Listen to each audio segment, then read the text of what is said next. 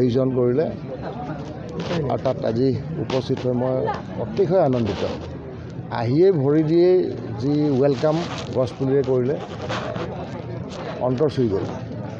আৰু সোমাই যেতিয়া মই দেখিলোঁ যে স্কুলীয়া ছাত্ৰ ছাত্ৰীসকলক লৈ তেওঁ এইটো আজি যি এৱাৰনেছ এটা প্ৰগ্ৰাম কৰিছে যি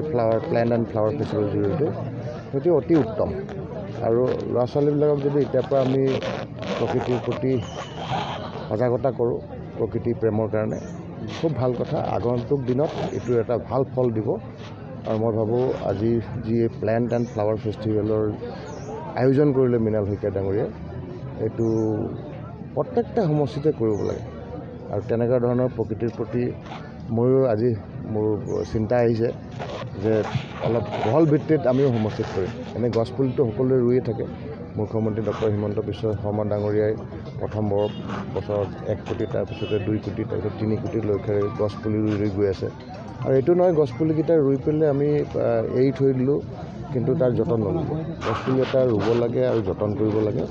নিজৰ ল'ৰা ছোৱালীক ডাঙৰ দীঘল কৰাটো যেনেকৈ কষ্ট গছপুলি এটা ডাঙৰ দীঘল কৰাটো তেনেকুৱাই কষ্ট গতিকে নিজৰ সন্তান হিচাপে যদি ভাবি গছপুলিবিলাক আমি লগাই পেলাই যতন কৰোঁ নিশ্চয়কৈ ইয়াৰ সুফল আমি পাম আৰু সকলোৱে কৰিব লাগে অকল বিধায়ক বা স্কুলীয়া ছাত্ৰ ছাত্ৰী বুলি নহয় আপোনালোকৰ মিডিয়া সমাজতো সজাগতা আহিব যদি প্ৰত্যেকটা মিডিয়া পাৰ্চনে এজোপা গছ ৰুৱে তেতিয়াও কিমান গছ হৈ যাব চাওকচোন কিমান মিডিয়া আছে আজিকালি এটা সমষ্টিতে 25-30টা পৰ্টেল মিডিয়া কিবা মিডিয়াবিলাক থাকে আৰু এটা পৰ্টেল মিডিয়াটো আপোনালোকৰ তেনেকৈ ব্যক্তি থাকে গতিকে মিডিয়া সমাজৰো যদি হেৰি কৰে পুলিচৰ পৰাও যদি কৰে শিক্ষক সমাজৰ পৰা যদি কৰে সকলোৱে যদি নিজে নিজে এটা আন্দোলন গঢ়ি উঠে গছপুলি ৰোৱাৰ মই ভাবোঁ অসমখন আৰু সুন্দৰ হ'ব আৰু সেউজীয়া ধৰণিত আমি যি সেউজ পৰিৱেশ আমি গঠন কৰিবলৈ ইতিমধ্যে কৈছে যে প্ৰত্যেকটো মানে সমষ্টিতে এনেকুৱা ধৰণৰ প্লেণ্ট এণ্ড ফ্লাৱাৰ ফেষ্টিভেল হ'ব লাগে মইতো কৈছোঁ বিধানসভাত স্থান পোৱাৰ আশা আছে নেকি এই বিষয়টো মইতো কৈছোঁ এইবাৰ মুখ্যমন্ত্ৰী ডাঙৰীয়াক অনুৰোধ কৰিম এটা ৰিজলিউশ্যন আনিব লাগে আনি পেলাই এছেম্বলিত পাছ কৰিব লাগে প্ৰত্যেকটা বিধানসভাতে মৃণাল শইকীয়া ডাঙৰীয়াই কৰাৰ নিচিনা প্লেণ্ট আৰু ফ্লাৱাৰ ফেষ্টিভেলৰ লগতে সজাগতাৰ এইবিলাক প্ৰগ্ৰাম কৰিব লাগে আৰু গছপুলি ৰুব লাগে ঠিক আছে থেংক ইউ মই বিচাৰোঁ যে আমাৰ উঠি অহা যি প্ৰজন্ম তেওঁলোকে গছ গছনিক ভাল পাবলৈ শিকক আৰু আমাৰ থলুৱা গছ যিবিলাক আছে তেওঁলোকৰ এই গছ গছনিবিলাকৰ পৰিচয়টো দিনক দিনে হেৰাই গৈছে যিবিলাক গছ গছনি আগতে আমাৰ গাঁৱৰ বাৰীয়ে ঘৰে পোৱা গৈছিল সেইবিলাক কিন্তু আজিকালি নাইকিয়া হৈ গৈছে সুলভ হৈ পৰিল সেইকাৰণে সকলোৱে পৰিচয় হওক যে সকলো গছ গছনি আমাৰ কাৰণে বহুত গুৰুত্বপূৰ্ণ বিশেষকৈ থলুৱা গছ গছনিবিলাক আমি যিকোনো প্ৰকাৰে বচাই ৰাখিব লাগিব আমাৰ স্মৃতিৰ পৰাও যাতে নাইকিয়া হৈ নাযায় বহুত গছ গছনিৰ নাম আমাৰ স্মৃতিৰ পৰাই নোহোৱা হৈ গ'লগৈ যিটো আগতে আমি সৰুকালত এইবিলাক দেখি ডাঙৰ হৈছিলোঁ সেইকাৰণে এইবিলাক আৰু 31 ডিচেম্বৰ 1 জানুৱাৰীত এছাম বহুত উদণ্ড প্ৰকাৰে পালন কৰে যিসকলে শান্তিপ্ৰিয়ভাৱে পালন কৰিব খোজে 31 ডিচেম্বৰ আৰু 1 জানুৱাৰী সকলো আমাৰ এই খুমটাই যি গছ গছনিৰ মেলা পাতিছোঁ তালৈ আহক আজিৰ পৰা আৰম্ভ হৈছে 3দিনীয়া কাৰ্যসূচী ফ্লাৱাৰ ফেষ্টিভেলত আমি পাৰ্টিচিপেট কৰিবলৈ আহিছোঁ আমাৰ ঘৰ যোগীবাৰী বিলৰ কাষতে নৰা গাঁও হয় আমাৰ আমি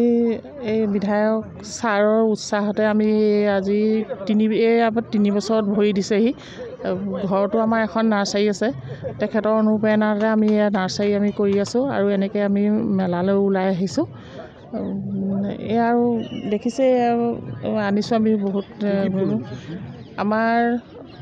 ছিজনৰ ফুল আছে আপোনাৰ যিখিনি ধৰি লওক ডেক'ৰেটেড প্লেণ্টো আছে ফল মূল আছে আপোনাৰ বহুত মূল্যৱান গছো আছে তেনেকৈ আমি আনিছোঁ আৰু ইয়ালৈ হয় আজি প্ৰথম দিনা আৰু 2 দিন আছে আজি আৰম্ভ হৈছে কি আহ্বান জনাব লাগে আহিব সকলো ইয়ালৈ বৰ ধুনীয়া পৰিৱেশ